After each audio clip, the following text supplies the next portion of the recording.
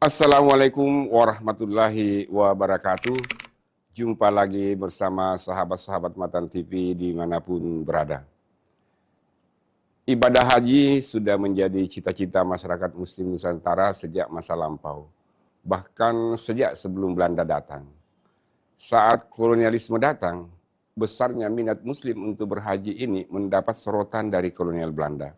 Apalagi saat terusan Suez dibuka pada tahun 1869, jumlah kapal api yang berlayar dari Jawa lebih banyak karena bisa lebih cepat mendarat di Jeddah.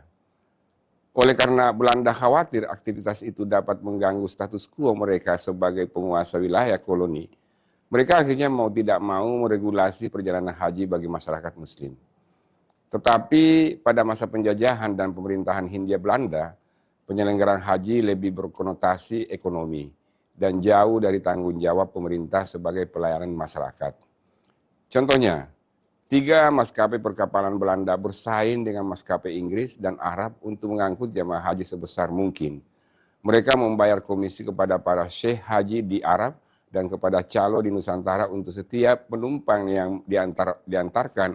Karena itu fasilitas haji yang diberikan kolonial tak lebih dari upaya melariskan maskapai kapal Belanda ini.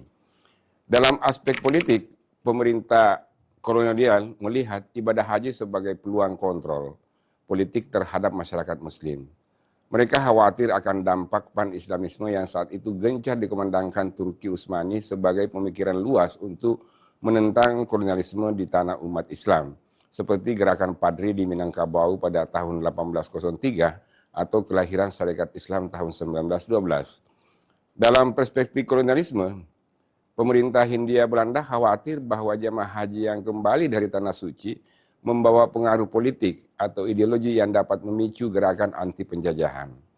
Untuk mengontrol hal ini, pemerintah kolonial Belanda membuka konsulat jenderal di Arab Saudi pada tahun 1872.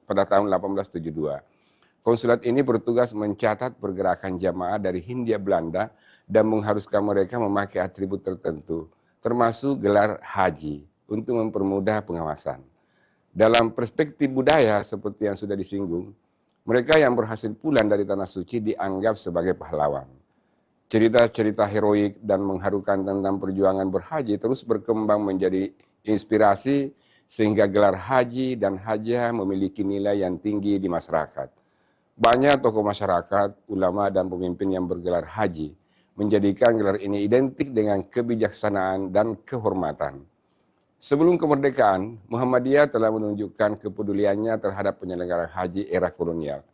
Hal ini tak lepas dari fasilitas pemerintah Hindia Belanda yang hanya mementingkan sektor ekonomi dan mengabaikan kenyamanan para jamaah haji selama perjalanan. Pada tahun 1921, Kiai Haji Ahmad Dahlan membentuk bagian penolong haji yang bertujuan untuk memperbaiki perjalanan haji bagi umat Islam Indonesia. Pada tahun 1948, 3 tahun setelah kemerdekaan, Indonesia mengirimkan misi haji sebagai langkah awal dalam mengelola urusan haji secara mandiri. Rombongan ini terdiri dari tokoh-tokoh penting seperti Kiai Haji R. Muhammad Adnan, Ismail Banda, Kiai Haji M. Saleh Suwaidi, dan Haji Samsir Sultan Rajo Aceh. Misi ini tidak hanya bertujuan untuk menunaikan ibadah haji, tetapi juga sebagai upaya diplomasi untuk mendapatkan pengakuan internasional terhadap kemerdekaan Indonesia. Setelah pengakuan kedaulatan Indonesia pada akhir tahun 1949, pemerintah mulai mengambil alih penyelenggaraan haji. Pada tahun 1950, Indonesia memberangkatkan jemaah haji dengan menggunakan kapal laut dengan kuota sekitar 10.000 jemaah. Transportasi haji dengan pesawat udara baru dimulai pada tahun 1953, meski masih lebih banyak jemaah haji menggunakan kapal laut. Pemerintah Indonesia mengevaluasi total penyelenggaraan haji pasca kemerdekaan.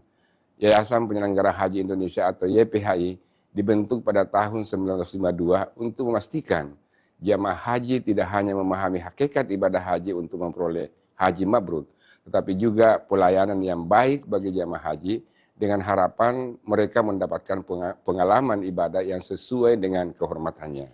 Demikian, semoga bermanfaat bagi kita semua, terutama kepada kita masyarakat, bangsa, dan negeri yang kita cintai. Wassalamualaikum warahmatullahi wabarakatuh.